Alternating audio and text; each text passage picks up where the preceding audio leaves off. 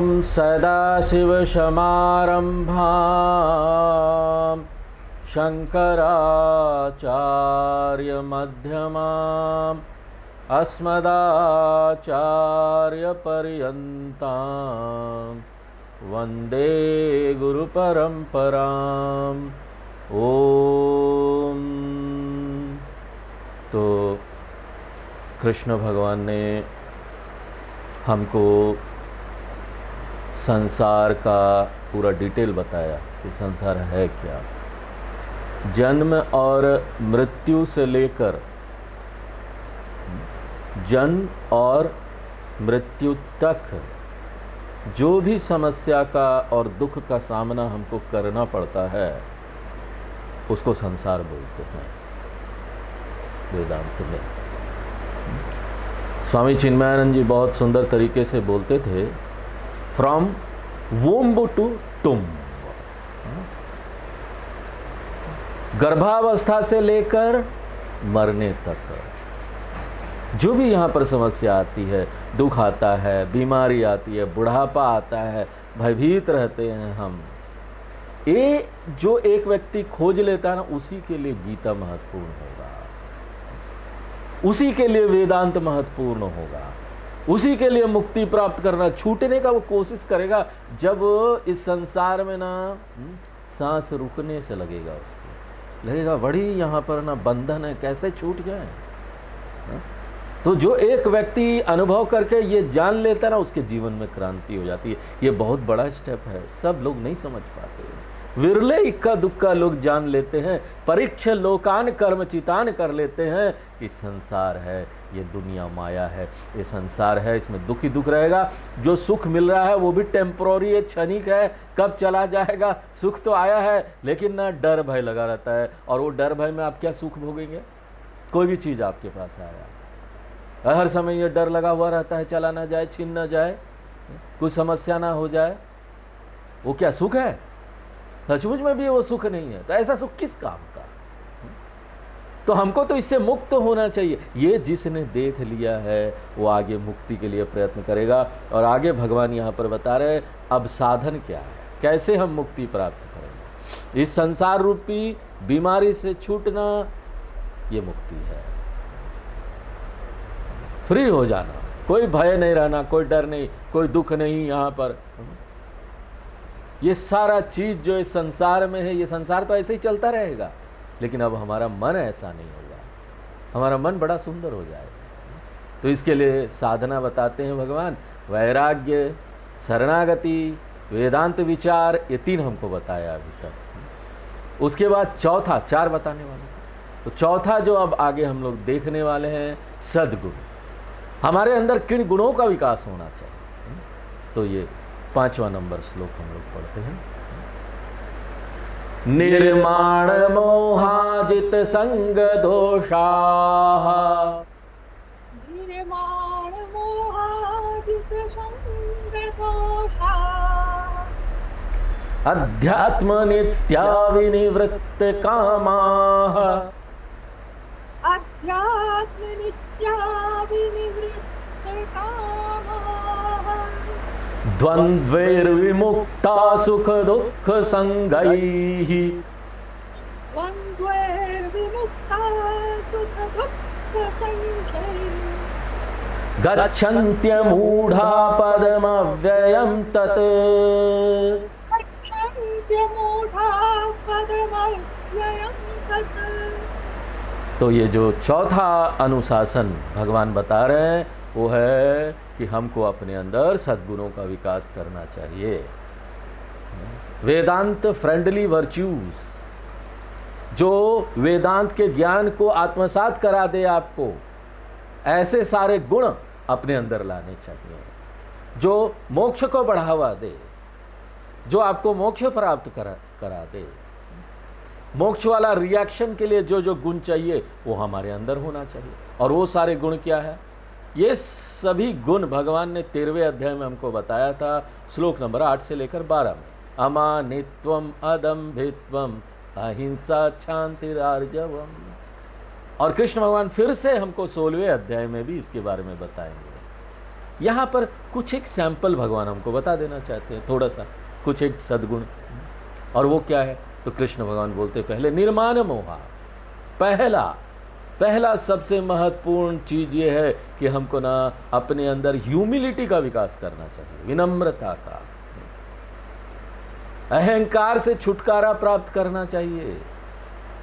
और ये चीज जो है ना, अहंकार जाने अनजाने हमारे पर्सनालिटी के अंदर ना आ जाता है, क्योंकि हमको इतना यहाँ पर उपलब्धि हो गई है इस संसार में, इतना अचीवमेंट हमने कर लिया है, वो हमारे सिर चढ़कर बोलने लगता है, हमारे सिर पर चढ़ जाता है, अरे हमने इतनी उपलब्धि कर ली।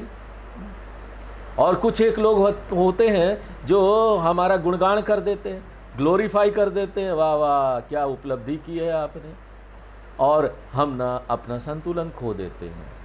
इसलिए हमारे शास्त्र इस बात पर जोर देते हैं कि हमारे अंदर विनय होना चाहिए, विनम्रता होना चाहिए। ये एक बहुत महत्वपूर्ण गुण है जिसकी जरूरत है। और हम आपको बार बार बोलते आए हैं कि इसका विकास करने के लिए अपने अंदर एक काम जो हम करते हैं कि हम ना बार बार नमस्कार करें। ये जो हम झुक कर नमस्कार करते हैं ना, उसमें इतनी क्षमता होती है कि वो आपके अंदर विनम्रता ले आए। ये अभ्यास है, विनम्रता का अभ्यास करना है ना, नमस्कार करते रहिए। और हमारे कल्चर में तो ऐसा है, लेफ्ट एंड राइट, जहां देखो वहां नमस्कार हम लोग करते रहते हैं। हर एक ओकेशन में नमस्कार आ जाएगा। कोई त्यौहार है, कोई बड़े बुजुर्ग घर में आए, कहीं कुछ हो रहा है, नमस्कार नमस्कार। सिर्फ भगवान के आगे नमस्कार नहीं करना है, बुजुर्गों के आगे नमस्कार करते हैं, अपने टीचर के आगे करते हैं। तो ये एक तरीका है, एक अभ्यास है। तो इस तरीके से हम अपने अंदर विनम्रता वाले गुण का विकास कर सकते हैं। और सुनिए, ये इतनी अच्छी चीज है ना, ये आपके कई काम भी बना देते हैं। और यहाँ पर तो जिसको नहीं जानते हैं, आप यहाँ पर ट्रेन के लिए जाते हैं, टिकट लेते हैं, टिकट विंडो पर खड़े हैं, जो टिकट देने वाले उसको नमस्कार सर, वो सोचेगा कौन, हमको जानता ही नहीं है। टिकट चेक कराया, नमस्कार। फ्लाइट में जा रहे हैं, ठीक है, फ्लाइट वाले तो नमस्कार करते, आप भी कर दो तो वो भी चौंक जाएंगे, ये तो कस्टमर है, हम इसको नमस्कार कर रहे हैं। फ्लाइट में आते हैं तो वहाँ पर वो जो सब रहती है, वो जो सेविका लोग, वो नमस्कार करती है, आप भी कर दीजिए, नमस्कार मैडम। वो सोचने लगे कि अभी तक तो किसी ने किया नहीं, कितना खुश हो जाएगी अंदर से कि हमको भी कोई नमस्कार कर रहा है। हम तो यहाँ पर सब कस्टमर को नमस्कार कर रहे हैं। उसके मन में आपने एक तो नमस्कार का दान कर कर उसको बहुत खुशी दे दी, उसका मन बड़ा हो गया। और कई बार ऐसे सरकारी दफ्तर में भी आप जाते हैं, पहले ही नमस्कार कर दो, जिससे काम आपको निकलवाना है? वो व्यक्ति खुश हो जाएगा, वो व्यक्ति खुश हो जाएगा और आपके लिए उसका मन बड़ा हो जाएगा। कई बार इससे तो काम बन जाता है। कई बार व्यक्ति दुखी है, कुछ काम भी आपका कोई लेना देना नहीं है, रास्ते में ही नमस्कार सर। कई लोग मॉर्निंग वॉक करते हैं तो नहीं जानते एक दूसरे को, लेकिन नमस्कार करते हुए चलते हैं, नमस्कार सर। हम भी सोचते रहते हैं ये कौन है भाई, जान न पहचान, नमस्कार।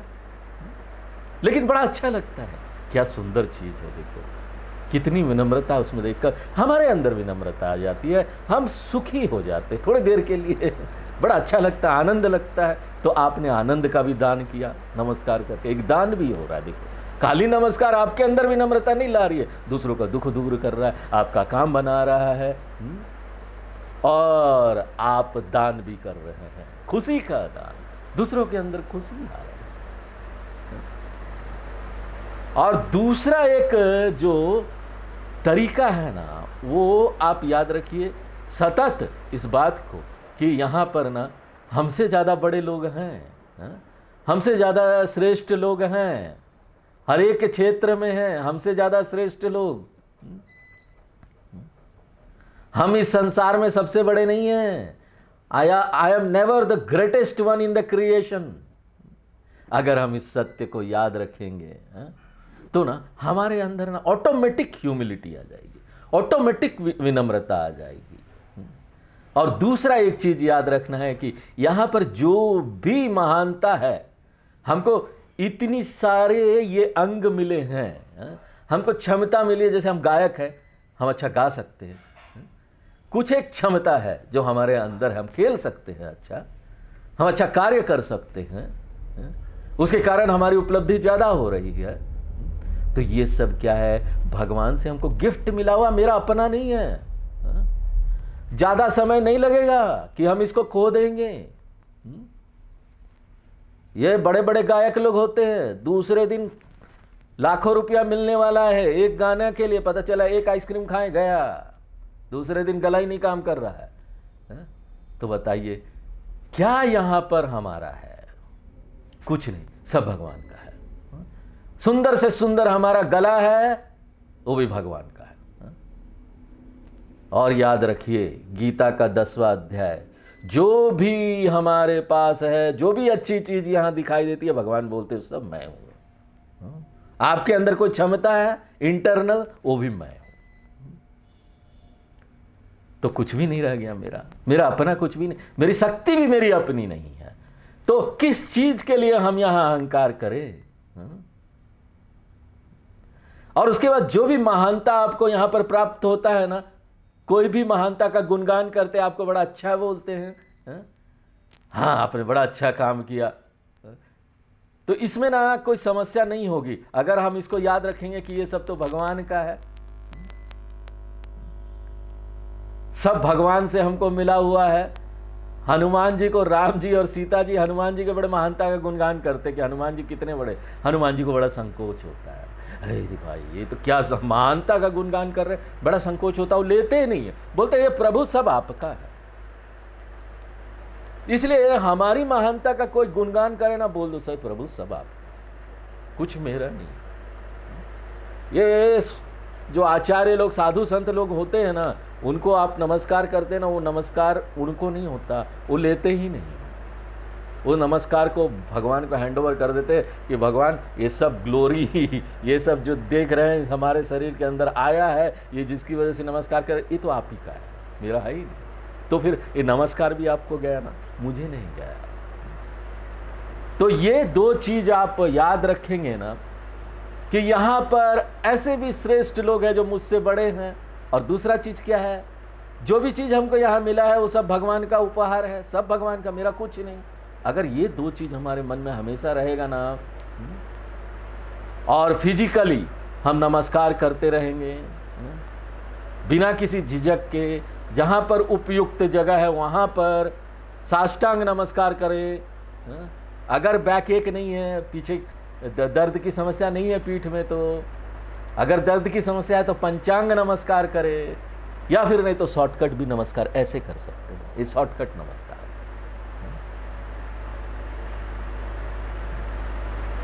तो ये निर्माण जो यहां पर भगवान बोल रहे हैं, ये और कुछ नहीं है। 13वें अध्याय में जो अमानित्वम बोला गया ना, विनय बोला गया ना, वही है। और दूसरा जो जीवन का मूल्य, जो जीवन का गुण भगवान यहां पर बता रहे, निर्मोहा। ये जो निर है ना, 2 बार निर्माण, और आप निर्माण ले लेंगे और मोहा को छोड़ देंगे। संस्कृत में ये चीज ध्यान रखना चाहिए, कहां पर ब्रेक करेंगे तो किसके साथ क्या जोड़ना है। निर्माण मोहा को ब्रेक करेंगे तो निर आपको 2 बार लगाना पड़ेगा, निर्माण और निर्मोहा। ये नहीं मोहा, मोहा माने मोह में पड़ गया आदमी, ये तो कोई गुण नहीं है ना। मोहा एक दूसरा सद्गुण नहीं है, इसमें निर लगाना पड़ेगा। मोह तो हमारे पास बहुत है, बहुत सारे चीजों के प्रति मोह है। निर्मोहा का क्या अर्थ हुआ? फ्रीडम फ्रॉम डेल्यूशन, मोह से छुटकारा प्राप्त कर लेना। और इसका क्या अर्थ है? सही सोच रखना, विवेक रखना, प्रॉपर थिंकिंग रखना। हमको ये याद रखना चाहिए कि यहां पर हर एक जो व्यक्ति है वो मिक्सचर है, मिश्रण है, आध्यात्मिक तत्व का और भौतिक तत्व का, ये दोनों का मिश्रण है। हम आध्यात्मिक तत्व आत्म तत्व है और भौतिक तत्व अनात्म तत्व है, और हर एक व्यक्ति इसका मिश्रण है। स्पिरिट और मैटर का मिश्रण है हम। हमारे अंदर वो लाइफ फोर्स आत्मा भी है, और ये बाहर का जो जल जाएगा शरीर मिट्टी में मिल जाएगा वो भी है। ये दोनों को मिलाकर हम बने, स्पिरिचुअल और मैटेरियलिस्टिक दोनों है। दयानंद स्वामी जी बोलते थे कि महान से महान आध्यात्मिक व्यक्ति, महान से महान साधु संत भी जब खाना खा रहे हैं तो ना पक्का मैटेरियलिस्टिक है, पक्का भौतिक व्यक्ति है। क्यों? क्योंकि वो भौतिक चीजों से डील कर रहा है। भौतिक चीज उसके शरीर को वो पोषित कर रही है। भौतिक चीज खाना खा रहा है, खाना शरीर को पोषित कर रही है। उपनिषद में बोलते तो अन्न अन्न को खा रहा है। ये भी अन्न है, अन्नमय शरीर, वो अन्न को खाता है, अन्न अन्न को खा रहा है। मैटर मैटर को खा रही है। यहां पर आत्मा का कोई काम नहीं। तो हमारा दो पर्सनालिटी है और इसके लिए बैलेंस ग्रोथ हमको चाहिए। हम ये नहीं कर सकते कि हम दुनिया में भौतिक चीजों में यहां इन्वॉल्व हो जाए, ये करते रहे। एक तरफा विकास होगा, वो सही नहीं होगा, गिर जाएंगे कहीं ना कहीं। एक तरफा विकास अगर अपना करेंगे, दूसरे पक्ष का नहीं करेंगे तो क्या होगा? इम्बैलेंस होगा, असंतुलन होगा, हम गिर सकते हैं। 4 पुरुषार्थ है, अर्थ काम धर्म मोक्ष। अर्थ काम को हम महत्वपूर्ण देंगे, पैसे कमा रहे हैं, मनोरंजन कर रहे हैं, पैसे कमा रहे हैं, भोग कर रहे हैं, eat drink and be merry, this is not our life. यही हमारा जीवन नहीं है, यही करना जीवन नहीं है। एक तरफा दृष्टिकोण नहीं रखना चाहिए हमको।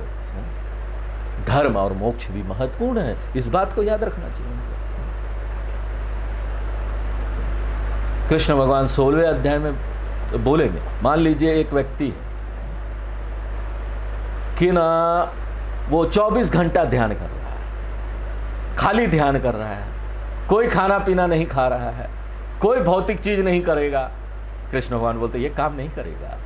अगर आप कुछ भी खाना नहीं खाएंगे, सिर्फ ध्यान करते रहेंगे, तो आपका ध्यान ना खाने पर होगा। पराठे, पनीर, पनीर पसंदा, इडली, साउथ इंडियन है तो इडली डोसा मुंह में आ रहा है। ध्यान क्या करेंगे? ये तो एक तरफा दृष्टिकोण है। इसलिए कृष्ण भगवान बोल रहे हैं बैलेंस टाइम दीजिए। अर्थ काम के लिए भी अच्छा से कमाइए, जमा कर लीजिए, लेकिन साथ साथ एक गीता के क्लास में भी सुबह 7 बजे आइए, इन क्लासेस में भी आइए 7 बजे। ऐसा नहीं बोलना चाहिए कि इसके लिए हमारे पास टाइम ही नहीं है, नहीं चलेगा, क्योंकि संतुलन तो दोनों में होना चाहिए। नुकसान किसको होगा? अगर हम बोलेंगे हमारे पास समय नहीं है, हर समय पैसे के पीछे लगे हुए, पैसे कमा रहे, तो सिर्फ पैसा ना हमको फुलफिलमेंट नहीं दे सकती, संतुष्टि नहीं देगा। कोशिश कर लीजिए। मोह का क्या अर्थ है? भगवान मोह से क्या बोल रहे हैं? मोह ये बोल रहे हैं कि ना हमको ये नहीं समझना चाहिए कि एकमात्र यहाँ पर पैसे कमाना, मनोरंजन करना, यही हमको फुलफिलमेंट देगी। जीवन नहीं दे सकती। अभी कठोपनिषद में 8 साल का बालक ही यही बोल दिया यमराज जी अपने गुरु को, न वित्ते न तर्पणियो मनुष्य। धन से संतुष्टि संभव ही नहीं है, फुलफिलमेंट नहीं मिलेगी, ये काम नहीं करेगा। इसलिए पैसे भी कमाइए, लेकिन आप ना अपना पूरा जीवन पैसे कमाने और भोग के लिए, एकमात्र इसी के लिए खर्च नहीं कर सकते।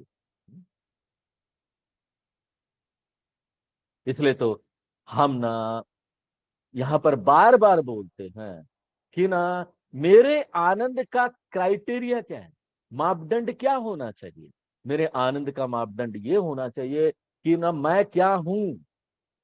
हम सभी लोग इस बात पर जोर देते हैं कि हमारे पास क्या है, कुछ नहीं है तो हम क्या भिखारी है? हाँ? नहीं, हम क्या हैं, हमने अपने आप को क्या बनाया है, उस पर हमको ध्यान देना चाहिए। इसलिए निर्मोह का अर्थ क्या है?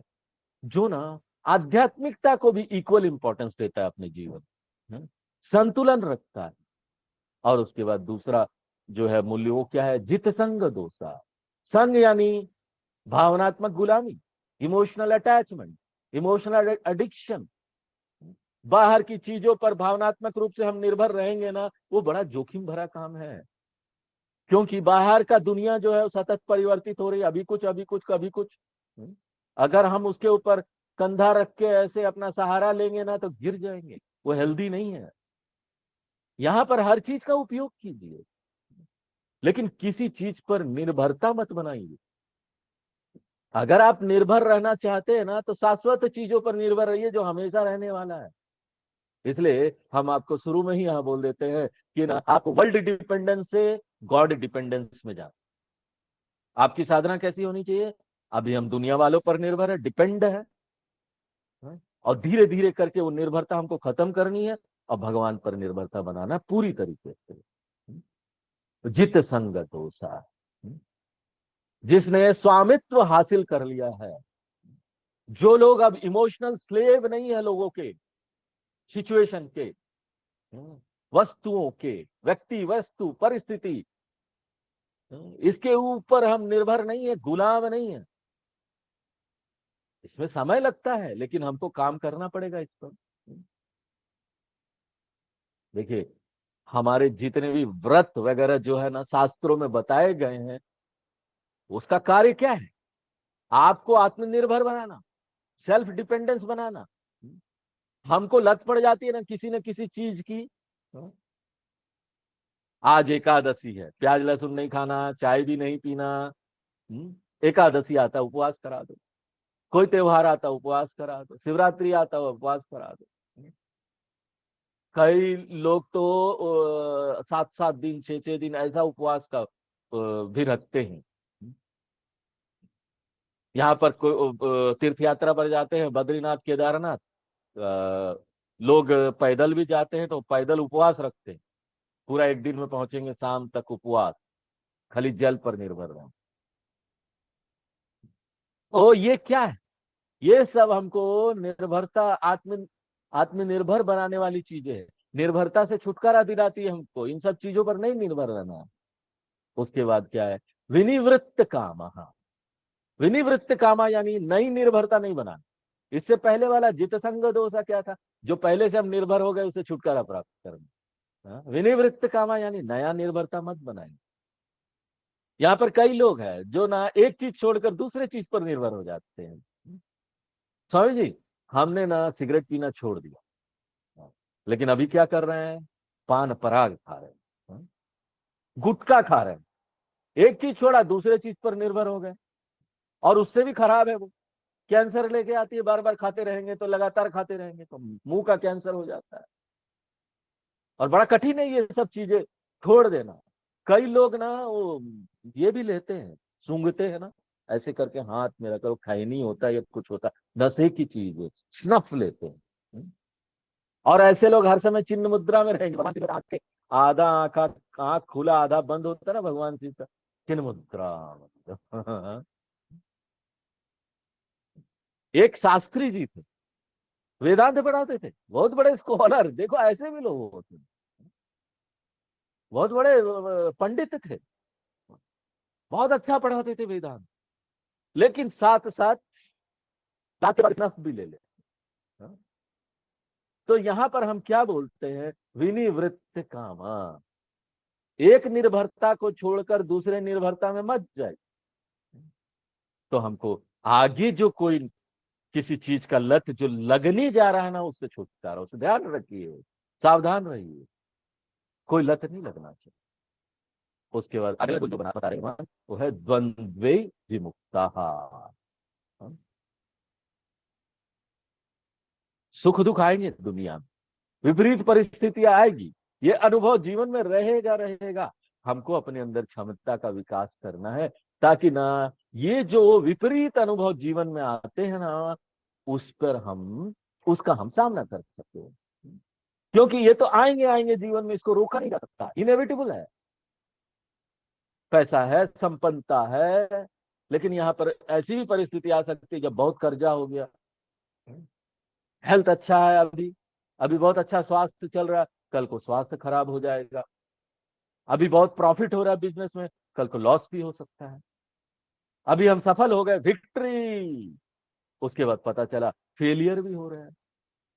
तो क्या कह जाते हैं, बहुत मान सम्मान देते हैं, और ऐसी भी जगह होगा जहां पर अपमान मिलेगा। सब लोग देखते हैं, साधु संतों को बड़ा लोग नमस्कार करते हैं।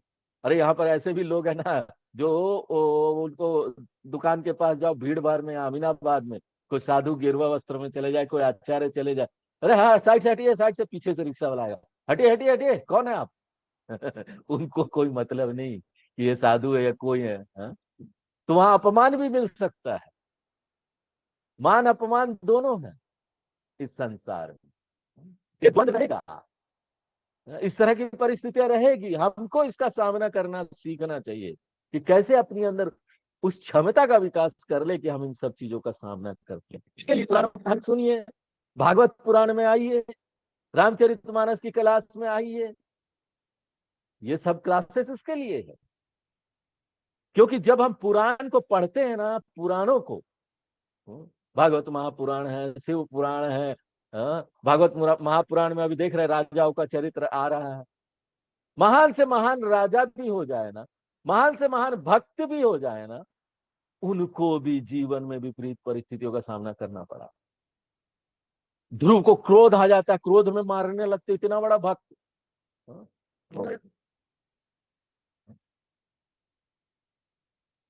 रामायण आप पढ़िए, वहां पर राम जी, आज राज्याभिषेक होने वाला है, महल छोड़ के जाना पड़ता जंगलों में। धर्मपुत्र पुत्र युधिष्ठिर धर्मपुत्र है, लेकिन उनको भी जंगल में जाना पड़ता है। बोलते उन्होंने अधर्म कभी नहीं किया, फिर भी जंगल में चले गए। राजा नल की कहानी आती है, महान राजा, लेकिन सब कुछ खो जाता है, उनका कुछ ही नहीं रहता राजपाट।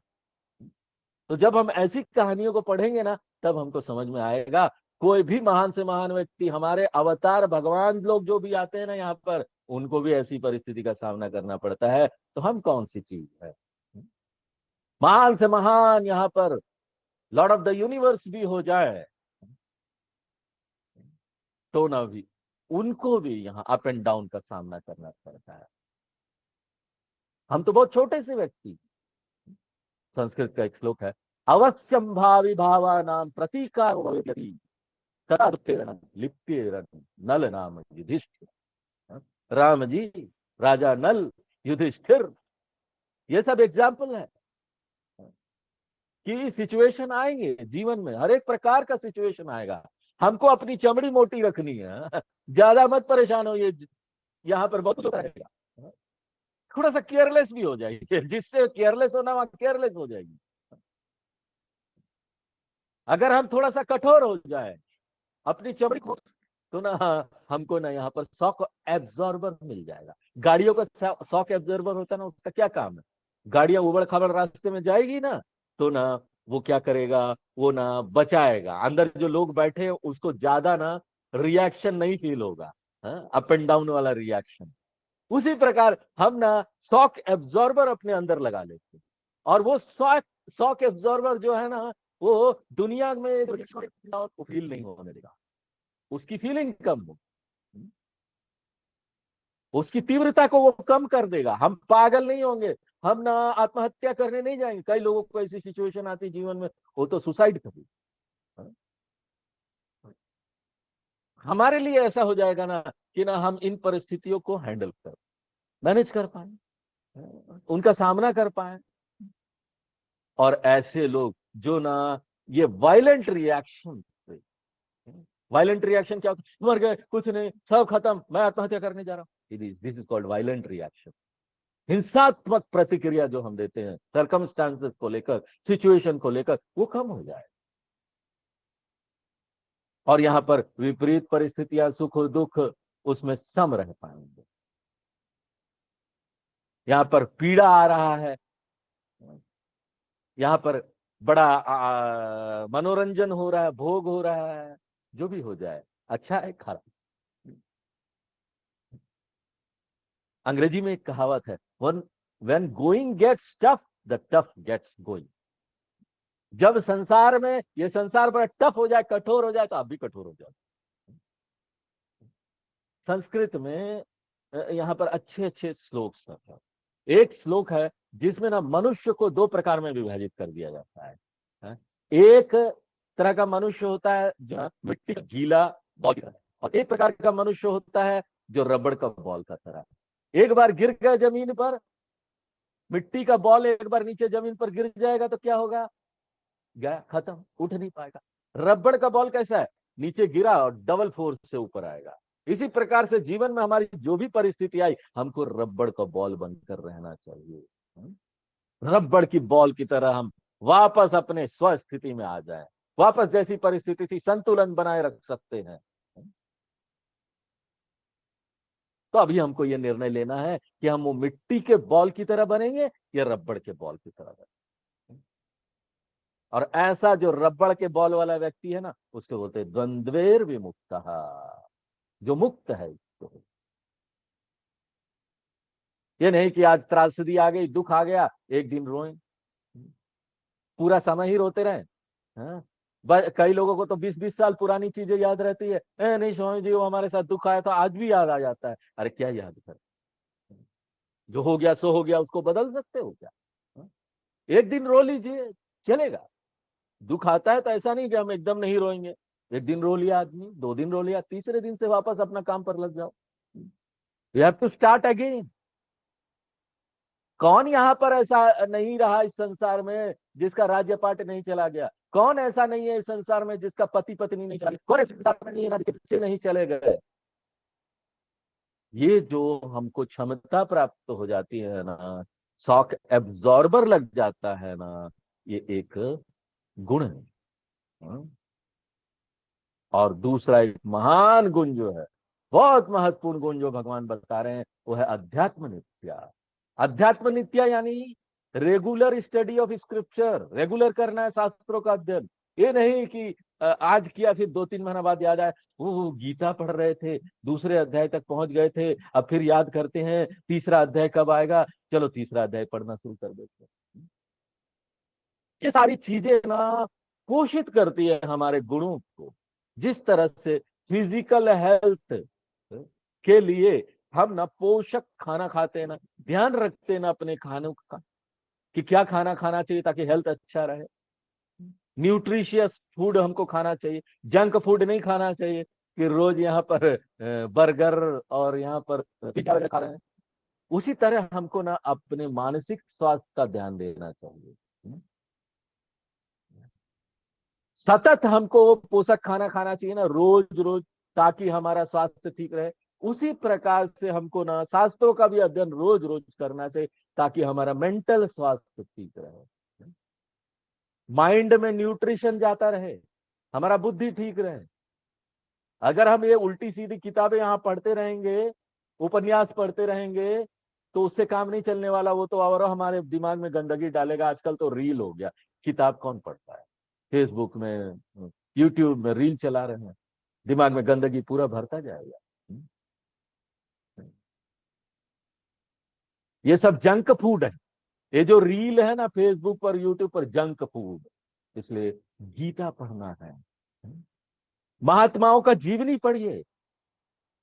आजकल सब किताबें जो है ना, ज्यादातर इंटरनेट पर, इंटरनेट आर्काइव बोलकर एक वेबसाइट है, उस पर उपलब्ध है, महात्माओं की जीवनी आपको मिलेगी, उसको पढ़िए।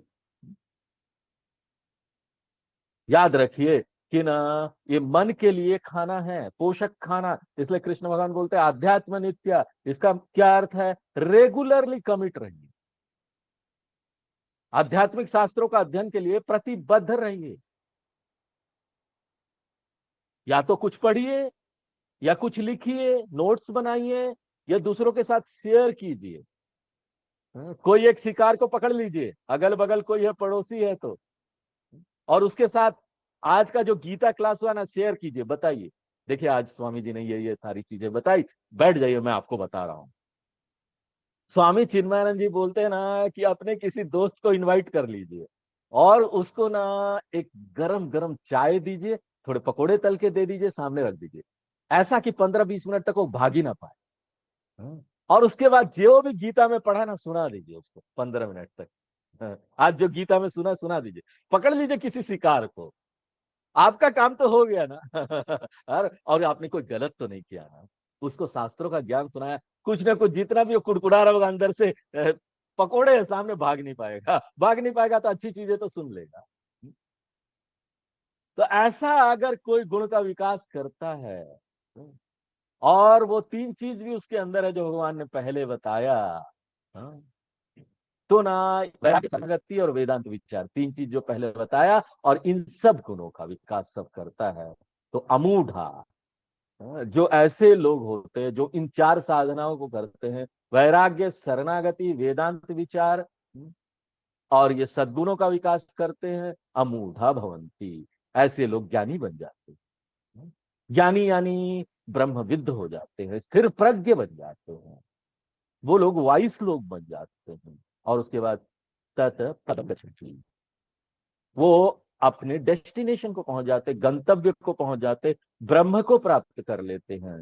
भगवान रूपी जो उनका लक्ष्य है उसको प्राप्त कर लेते हैं, मोक्ष रूपी जो उनका लक्ष्य है उनको प्राप्त कर लेते हैं, निश्चित रूप से प्राप्त कर लेंगे, गारंटी है, भगवान गारंटी दे।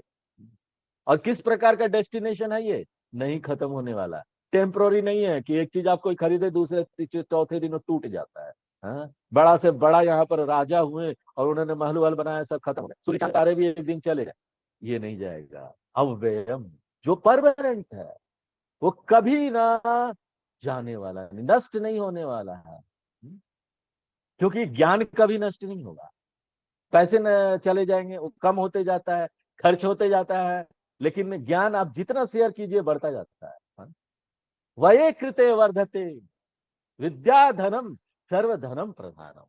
ये शास्त्रों का जो अध्ययन कर रहे हैं, गीता का आप जो ज्ञान ले रहे हैं, ये दूसरों के साथ शेयर करेंगे ना, बढ़ेगा, कम नहीं होता है। नहीं तो ऐसा होगा ना, हम तो गीता का 5वां अध्याय पढ़ा रहे हैं, पता चला 20% मेरा चला गया, फिर 10वें अध्याय पर आए और 20% चला गया, 15वें अध्याय पर आए 80-90% चला गया।